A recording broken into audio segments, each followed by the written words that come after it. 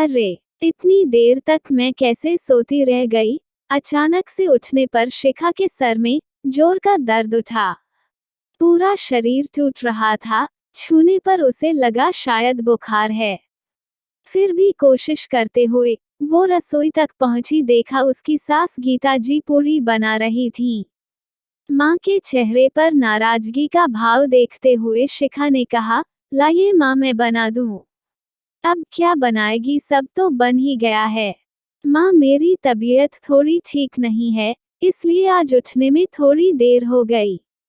तुम सोती रहो, तुम्हारे भरोसे रहता तो आज भूखा ही ऑफिस जाना पड़ता, वो तो अच्छा है माँ कुछ दिनों के लिए हमारे साथ रहने आ गई, नहीं तो।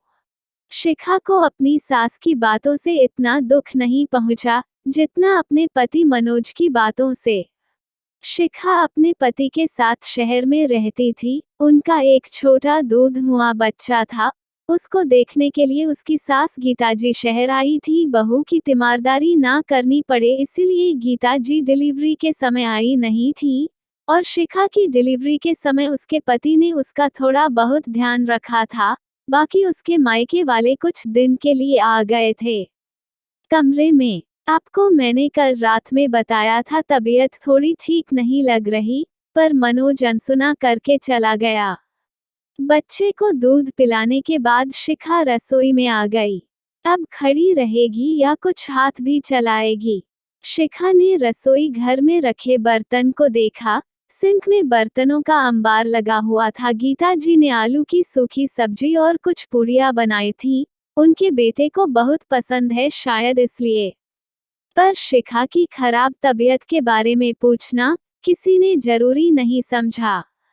शिखा ने मेडिसिन खाकर बुखार में ही घर के सारे काम किए।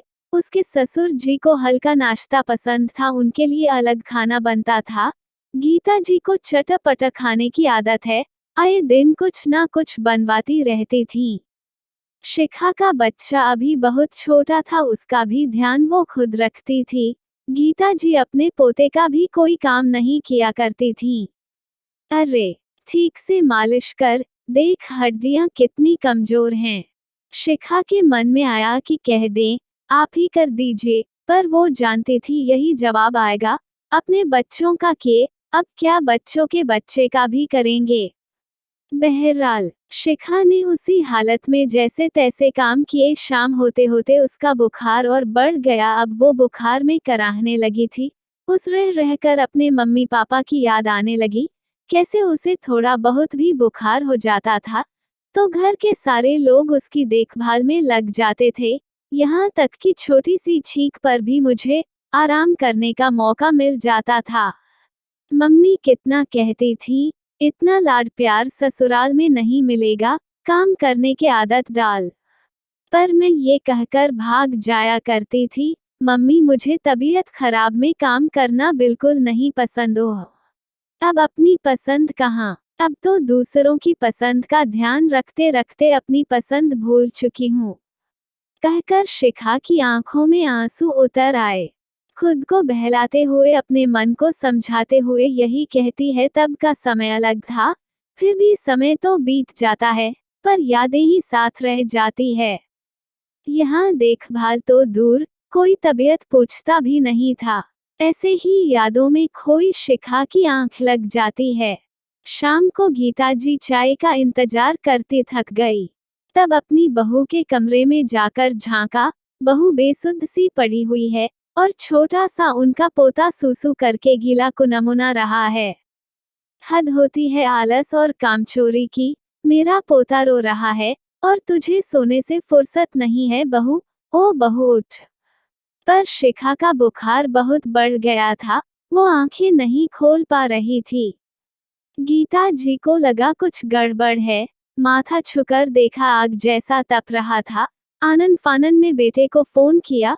डॉक्टर ने कहा अगर सही समय पर इनका बुखार कम नहीं होता तो इनको दौरे भी आ सकते थे और कमजोरी भी बहुत है। क्या इनकी ठीक से देखभाल नहीं हो रही?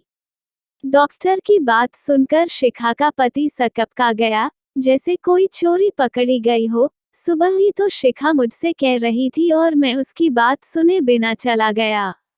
ओह, शर्म आनी चाहिए मुझे। जो पत्नी मेरे सुख के दिन रात एक कर देती है उसका मैं हाल चाल पूछना भी जरूरी नहीं समझता। देखिए अभी इनको एक सप्ताह आराम की सख्त जरूरत है। जी डॉक्टर साहब। डॉक्टर के जाने के बाद गीता देवी का बड़बड़ाना शुरू हो गया। लो, अब बहू की खिदमत करो, इससे अच्छा तो मैं गाँव चली जाती हूँ। सुन बेटा, मेरा टिकट करा दे। बस करो माँ। शिखा ने क्या आपकी सेवा में कभी कमी रखी है? क्या आपका फर्ज नहीं बनता जब उसको जरूरत हो तो उसका ध्यान रखे? गलती तो मेरी है माँ, जब मैं ही ध्यान नहीं दे पाया तो। वो सबकी जरूरतों का ध्यान रखती है और मैं उसकी जरूरतों का ध्यान नहीं रख पाया, ना ही कभी उसकी पसंद नापसंद जान पाया। गीता जी को 2-4 दिनों में ही बहू की कद्र पहचान में आ गई। जब सारे काम उनके सर पर पड़े, इधर शिखा को जब थोड़ा सा तबीयत ठीक लगा तो उठकर रसोई में काम करने के लिए चली गई। अरे शिखा, कमरे से बाहर क्यों आई? अभी तुम्हें आराम करना है। हाँ हाँ बहू, पूरी तरह से ठीक हो जाओ तब करना। तबीयत खराब में काम करने की जरूरत नहीं। मुझे माफ कर दे, तेरी तकलीफ मैं समझ नहीं पाई। गीता जी अब अपनी बहू के पूरी तरह ठीक होने का इंतजार करने लगी। शिखा भी अपने पति और अपनी सास के अंदर आए बदलाव को देखकर बहुत खुश थी। वीडियो देखने के लिए धन्यवाद। आशा करती हूँ आपको हमारी वीडियो अच्छी लगी होगी और हमें कमेंट में जरूर बताएं कि कैसी लगी है ये स्टोरी, और वीडियो को लाइक जरूर कर दीजिएगा। मिलते अगली नई वीडियो में।